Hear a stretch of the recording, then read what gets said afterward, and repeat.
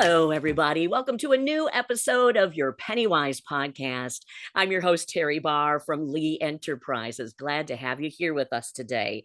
Now, I'm sure everyone may still be making some kind of travel plans during the winter. It can be a rough road, though, if you don't plan ahead, especially when it comes to your wallet. We have joining us today John Kiernan. John is the managing editor at WalletHub. He's going to help us make sure we get to travel and not spend all of our money on our travels. Yep, Hi, I'll do my John. best. Thank you. Hi, thanks for having me. Hopefully we can Absolutely. help people save some money and avoid some hassle. I love it. That's what this is all about. So, since we're talking specifically winter traveling, why do you think it's a good idea for people to make plans when they're traveling?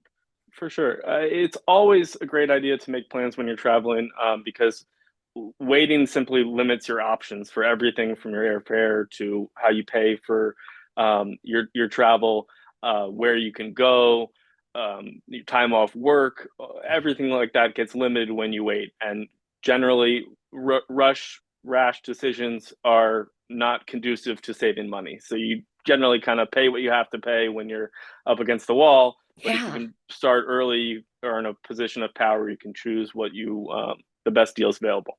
I love that. Stay in a position of power over this. So let's help Yeah. everybody do that.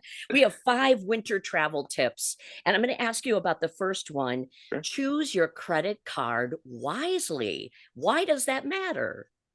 This one is super important, and a lot of times we'll save the best for last, but this is really the most important one first. A lot of people think a credit card is a credit card and it's just the means of paying for your travel, but choosing the right one can save you literally over $1,000 if you play your cards right. Wow. Um, uh, uh, and this ties into planning early. If you can get a credit card well in advance of your trip, you can use that credit card um, to meet an initial bonus spending requirements. So a lot of cards give you, say, $750 to $1,200 in free travel for spending 3,000 to 4,000 the first few months you have the card.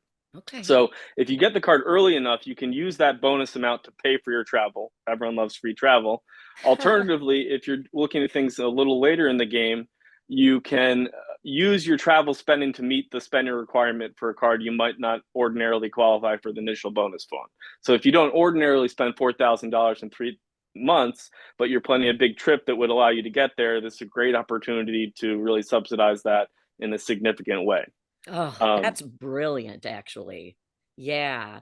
What a good time to even look for a different credit card to match what you're talking about. Definitely, the average initial bonus has only gone up over the years. It's gotten significantly higher and more competitive, especially for people who have good or excellent credit. And you can save hundreds of dollars in just a matter of months, and that's not even including ongoing rewards and other perks like that. Okay, I can see why that's the top tip. Let's move to number 2. Shop for the best deals on transportation and your lodging. What do you suggest here? So everyone, basically, you're comparison shopping for the way you're going to pay for the trip by choosing the right credit card, and then you need to comparison shop on everything else as well. If you're flying, you need to use a comparison site like Kayak to find the best deal, and you can even use a few of those sites to see if you can get a great offer one place versus the other. You can do the same thing with hotel chains, rental cars, vacation packages. Basically, the more information leads to savings in this case, and looking for the same lodging or airfare or accommodations from multiple places will lead to the best deal. Okay, and it sounds like with the credit card too, try to have that planned ahead. Don't wait till the last minute. For sure. You can usually get better deals if you book and pay for travel in advance well ahead of the trip. Um, Alternatively, if you're kind of late in the game, you can try some other um, strategies to reduce the cost. You can look for traveling maybe midweek, like in Tuesday or Wednesday, versus on Yeah, the weekend. right. You could look at a place that is maybe not as popular during the winter. As some other destinations. I've done this before personally. Like if you go into with a big group, it's often a lot more cost effective to rent a house rather than getting a whole block of hotel rooms. And there are obviously a lot of places that you can uh, look for kind of to rent houses in pretty much any travel destination that you'd want to go to. Yeah, that would be a lot of fun too. Yeah. Definitely. Okay, tip three. I can't wait to hear about this one. Try to mix your business with hmm pleasure. What does that So this mean? can be hard to pull off, and it really depends on your work situation, how you do your taxes. But if you can center your winter trip around work and have a few days on either end for family time or personal fun, then you can probably deduct a fair amount of your expenses that you spend on the trip from your taxes. So you might be able to deduct your hotel room if you're going to be able, if you're going to stay in that hotel regardless, and you have a family member with you, or the same thing with a rental car. People should obviously talk to their accountants or tax professionals Right. before kind of acting on these things, but it's definitely something to look into, and can lead to some savings come tax time. And it's a good thing too to talk about this now because I have heard that business travel is on its way back up. So if you can do hmm this, make a little pleasure trip out of your business trip, why not?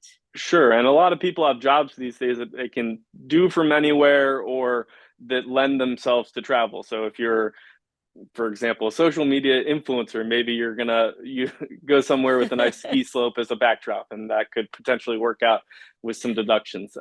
People have a lot of non-traditional work, and so that can lead to savings as well. Oh, it sounds great. Okay, tip four, use credit for your foreign travel. Mhm. Bring a debit card too. I have not heard about the bringing your debit card too. So tell me more. Oh, sure. So using a credit card is key for foreign travel because a lot of people think that you should get hard currency and go to a bank before you leave or somewhere like a Travelex kiosk in the airport. But Yeah. the credit card networks actually give you much lower exchange rates and they do it automatically, without you having to convert hard currency. So anytime you use like a Visa or MasterCard credit card in another country, it automatically does the currency conversion.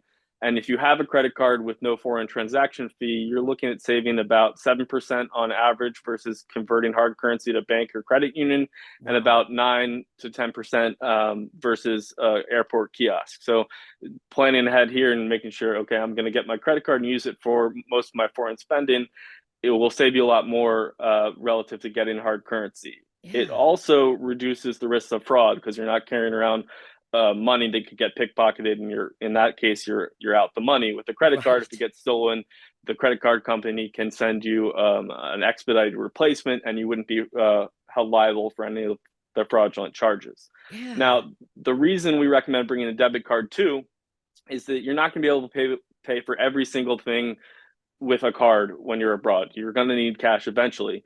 And rather than exchanging hard currency at a bank or airport kiosk, we recommend taking a debit card that has no foreign transaction fees and using it for ATM withdrawals while you're abroad. So you can take out money as needed and still Ah, benefit from the low exchange rates provided by the card networks. that is so good. Okay.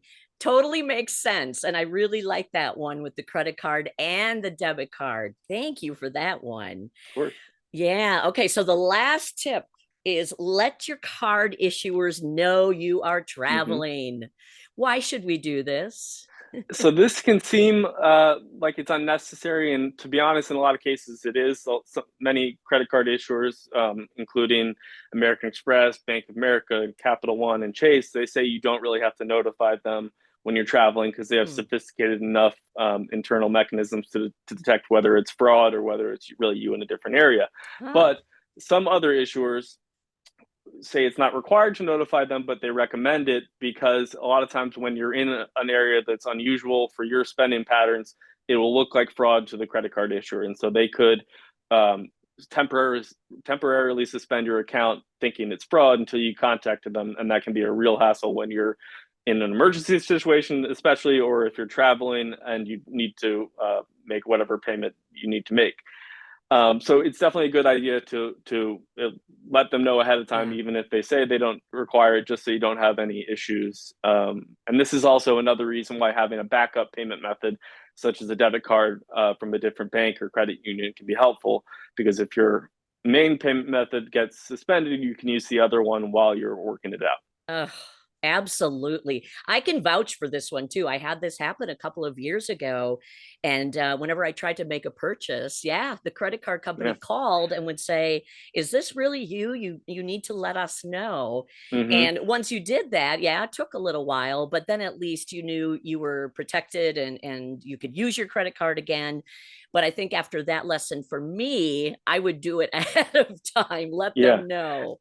And this can be both domestic and international. Yes. You might think it's just for foreign travel, but personally, I'm from Washington, D.C., Yep. and I go up to New Jersey to the beach a lot, and my card has gotten declined in New Jersey because I'm usually in D.C. And so Right, it's right. something as little as that, and depends on the company, but especially if you have a smaller credit card from a smaller issuer, it's definitely a good idea. I know those credit cards can be very smart. Yeah. Okay, those are such terrific tips. What would you say, John, would be the bottom line? The bottom line is definitely to start early and to comparison shop. The earlier you begin your search for winter travel accommodations you're planning, the more options you'll have, and especially the more time you'll have to find the perfect payment method, such as a new credit card offer that could save you hundreds of Yeah. dollars. Oh, terrific. I hope everybody gets to have some happy travels over the next couple of months too and puts your tips to use. John, thank Yep, you me too. so much. Thank you very much. Yeah, John Kiernan, managing editor at WalletHub, our guest today. And I'm Teri Barr, your host of the PennyWise podcast from Lee Enterprises. We are always grateful to have you here with us. A new episode every single Thursday.